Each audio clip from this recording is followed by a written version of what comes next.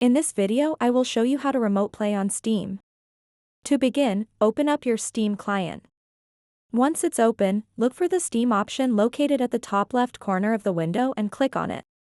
From the drop-down menu, select Settings. In this Settings window, locate and click on Remote Play from the list on the left side. Now, toggle on the switch next to Enable Remote Play. This step is crucial as it activates the feature that allows you to stream games remotely. Next, let's explore some advanced streaming options. Toggle on Enable Advanced Host Options for more control over your streaming experience. At this point, you can make a few additional tweaks if desired. If you want audio to play through your host PC while remote playing, toggle on Play Audio on Host. To ensure that your desktop resolution matches your streaming device's resolution, enable Change Desktop Resolution to match streaming client. Lastly, if your device isn't high-end or mid-range, enabling hardware encoding can significantly improve performance during gameplay. For most users, leaving other settings as they are should suffice. Now that everything is set up, let's talk about how to actually remote play.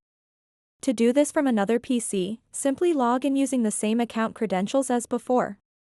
Once logged in, you should have access right away, just look for those games available for remote play. What if you want to play using your mobile device?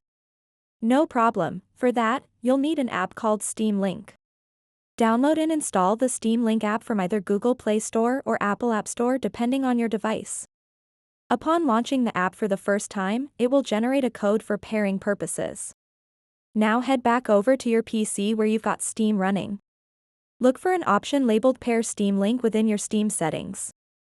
Now take that code generated by your phone and enter it into this pairing field. Once paired successfully, congratulations!